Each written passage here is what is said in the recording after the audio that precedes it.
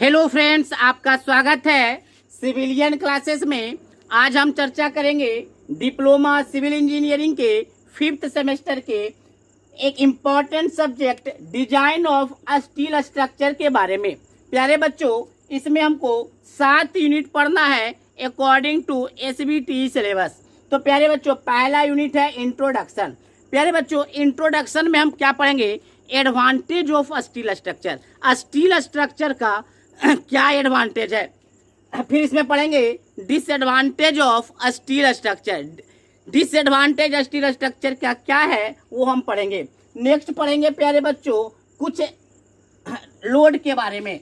Load के बारे में कौन कौन सा लोड स्टील स्ट्रक्चर पर लगेगा, जैसे dead load, live load, dead load, live load, wind load, seismic load, earthquake load. इन सारे लोड के बारे में पढ़ेंगे और इन सारे लोड का करस्पॉन्डिंग क्या आपका IS कोड है उसके बारे में भी जानेंगे। दूसरा यूनिट है प्यारे बच्चों आपका कनेक्शन। अगर प्यारे बच्चों दो प्लेट को आपस में कनेक्ट करने के लिए आपको दिया जाए तो आप कैसे कनेक्ट कीजिएगा? तो प्यारे बच्चों, कनेक्ट करने का दो तरीका है। कनेक्ट करने का दो तरीका है। पहला है बोल्टेड कनेक्शन, बोल्टेड कनेक्शन। दूसरा है वेल्डेड कनेक्शन, वेल्डेड कनेक्शन। तीसरा है रिवेटेड कनेक्शन, रिवेटेड कनेक्शन। प्यारे बच्चों, आप बोल्टेड कनेक्शन देखे होंगे, वेल्डेड कनेक्शन देखे होंगे, रिवेटेड कनेक्शन बहुत सारे बच्चे नहीं देखे होंगे। तो प्यारे बच्चों, रिवेटेड कनेक्शन का अगर हम बात करें तो रिवेट जो होता है वो इस प्रकार होता है। ये है आपका रिवेट। इसमें जो ऊपर वाला पार्ट है इसको हेड कहा जाता है और नीचे वाले पार्ट को शैंक कहा जाता है। तो ये है रिवेट। अगर आप रिवेट के मदद से स्टील को आप कनेक्ट कर रहे हैं तो उसको कहेंगे रिवेटेड कनेक्शन। प्रैक्टिकल लाइफ में आप कहाँ देखे होंगे? तो आप ताला में, ताला जो देखते हैं उसमें जो कनेक्शन होता है वो रिवेटेड कनेक्शन होता है। इसी रिवेट से कनेक्ट किया होता है ताला।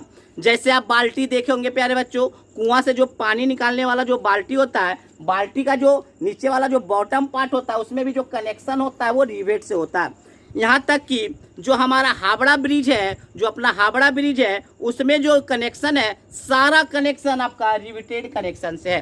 तो हम प्यारे बच्चों यूनिट नंबर 2 में बोल्टेड कनेक्शन के बारे में पढ़ेंगे, वेल्डेड कनेक्शन के बारे में पढ़ेंगे और तीसरा रिवेटेड कनेक्शन के बारे में पढ़ेंगे। ये भी पढ़ेंगे कि तीनों में सबसे बेस्ट कनेक्शन कौन सा होता है, कौन सा कनेक्शन कितना स्ट्रेंथ सह सकता है, कितना लोड सह सकता है, कौन कौन से तरीके से तीनों कनेक्शन फेल होता है। वेल्डेड कनेक्शन कैसे फेल होता है, रिवेटेड कनेक्शन कैसे फेल होता है, बोल्टेड कनेक्शन कैसे फेल होता है, वो सारी बातें हम कनेक्शन में पढ़ेंगे।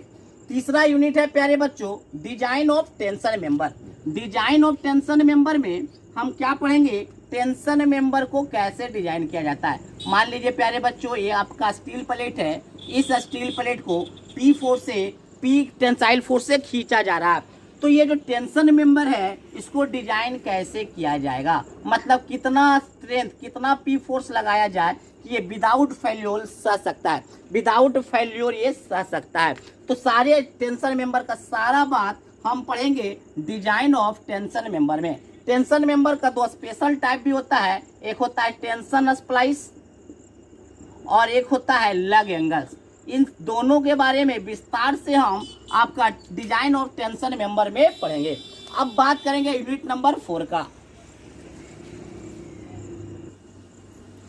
प्यारे बच्चों, अब हम बात करेंगे unit number 4 design of compression member का। तो प्यारे बच्चों, कंप्रेशन मेंबर में मेनली हम लोग पढ़ते हैं कॉलम के बारे में। आप ये देख रहे हैं, ये आपका है कंप्रेशन मेंबर, एक कॉलम है, एक कॉलम है। इस कॉलम को हम कैसे डिजाइन करेंगे, इसका इफेक्टिव लेंथ क्या होगा, कैसे ये फेल करेगा, सारी बातें हम कंप्रेशन मेंबर में पढ़ेंगे। प्यारे बच्चों, आप देखे होंगे एयरटेल का जो टावर होता है, जियो का जो टावर होता है, उसको भी हम स्टील कॉम्प्रेशन मेंबर बोल सकते हैं, स्टील कॉम्प्रेशन मेंबर भी बोल सकते हैं। ठीक है, अब देखिए प्यारे बच्चों, स्टील कॉम्प्रेशन मेंबर को कनेक्ट दो तरीके से किया जाता है, एक ऐसे से कनेक्ट किया जाएगा और एक जो है सीधे प्लेट से किया जाता है।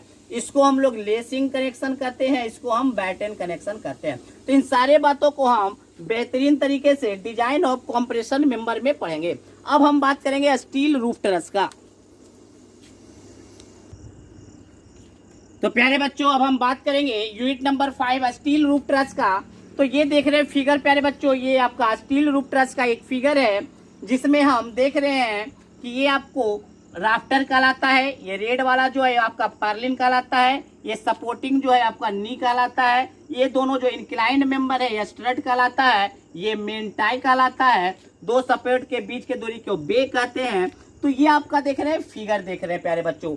तो हम स्टील रूफ ट्रस में देखेंगे सारे कंपोनेंट के बारे में, और जो इम्पोर्टेंट कंपोनेंट है जैसे purlin, rafter, main tie, strut, इन सारे को हम डिजाइन भी करेंगे। बहुत ही बेहतरीन टॉपिक है, बहुत ही इंटरेस्टिंग टॉपिक है। तो इस टॉपिक में पढ़ेंगे कैसे हम क्या सारे कंपोनेंट के बारे में पढ़ेंगे और कंपोनेंट को कैसे डिजाइन किया जाएगा उसके बारे में पढ़ेंगे। और इसमें एक मेन चीज होता है प्यारे बच्चों स्लोप, और ये हाइट, ये जो है आपका हाइट, ये हाइट, ये जो हाइट कितना रखे, ये स्लोप कितना रखे, तो ये सब हम पढ़ेंगे। और ये भी पढ़ेंगे कितने टाइप्स का आपका स्टील रूफ ट्रस होता है। तो सब सारी बातें हम unit number 5 steel roof truss में पढ़ेंगे। अब हम बात करेंगे प्यारे बच्चों यूनिट नंबर 6 बीम्स के बारे में। आप फर्स्ट सेमेस्टर से भी पढ़ते आ रहे हैं कि आपका जो हॉरिजॉन्टल मेंबर होता है, आपका जो हॉरिजॉन्टल मेंबर होता है जिसपे की ट्रांसवर्स लोड लगता है, उसको हम बीम्स कहते हैं। तो बीम्स का कैसे डिजाइन किया जाता है, टाइप्स ऑफ बीम, डिजाइन का प्रोसीड्यूर क्या होगा, तो सारी बातें हम बीम का हम कहाँ पढ़ेंगे यूनिट नंबर 6 में। अब लास्ट यूनिट आता है कॉलम बेस, लास्ट यूनिट है आपका कॉलम बेस। तो कॉलम बेस में प्यारे बच्चों देखेंगे, मान लीजिए ये आपका कोई कॉलम है, ये आपका कोई कॉलम है, इस कॉलम पर, इस कॉलम के नीचे, या ऐसे भी हम इसको समझ सकते हैं कि मान लीजिए कि कोई आपका कंक्रीट पेडेस्टल है, ये आपका कंक्रीट पेडेस्टल है। अब इस पे हमको कॉलम को फिट करना है। तो कॉलम को फिट करने से पहले यहाँ पर एक प्लेट बिछाते हैं, कंक्रीट पर एक प्लेट बिछाते हैं, फिर जाकर इस पर कॉलम को बैठाया जाता है। तो ये जो प्लेट देख रहे हैं, इस प्लेट का नाम है कॉलम बेस। क्या नाम है? Column base. तो कॉलम बेस का कितना लेंथ होगा, कितना विड्थ होगा, कितना थिकनेस होगा, ये सारी बातें हम जानेंगे कॉलम बेस में जानेंगे। तो प्यारे बच्चों ये तो था हमारे सिलेबस, ये तो हमारा सिलेबस था एसबीटी के अनुसार। अब हम देखते हैं इसके इम्पोर्टेंस के बारे में। तो प्यारे बच्चों अब हम देखेंगे इम्पोर्टेंस ऑफ स्टील स्ट्रक्चर। तो प्यारे बच्चों आप एसएससी जेई के एग्जाम में देखिएगा पेपर 1 में, मतलब पीटी वाले पेपर में आप देखिएगा कि 7 से 10 मार्क्स, 7 से 10 मार्क्स आपका होता है स्टील स्ट्रक्चर का।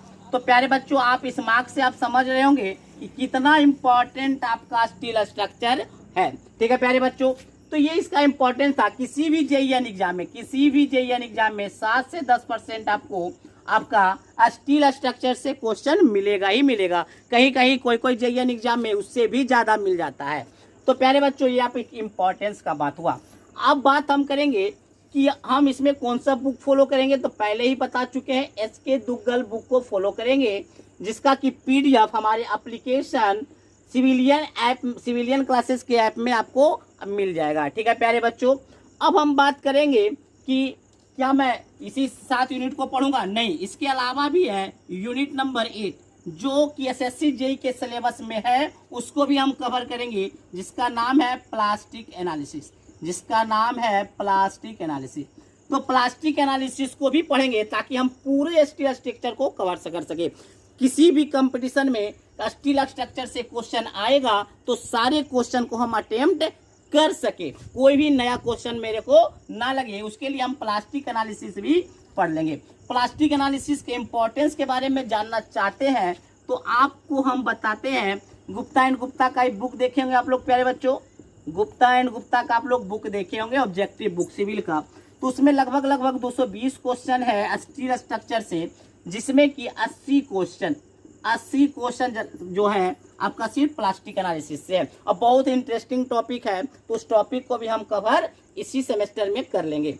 तो प्यारे बच्चों, तो ये था आपका स्टील स्ट्रक्चर के बारे में, इसके इंपॉर्टेंस के बारे में, इसके सिलेबस के बारे में। ठीक है प्यारे बच्चों, अगले क्लास में हम देखेंगे यूनिट नंबर 1 इंट्रोडक्शन से स्टार्ट करेंगे। ठीक है प्यारे बच्चों, आज के लिए बस इतना ही। Thank you.